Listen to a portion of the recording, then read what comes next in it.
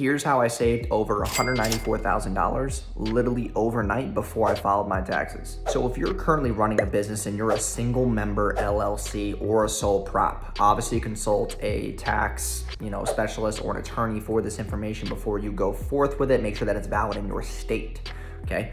But I used to be a single member LLC, and then I decided to file as an S Corp, okay? Also, I didn't realize that you can write off vehicles that are over 6,000 pounds. My Range Rover is over 6,000 pounds. We were also able to deduct my McLaren that I recently bought in the last 8 months.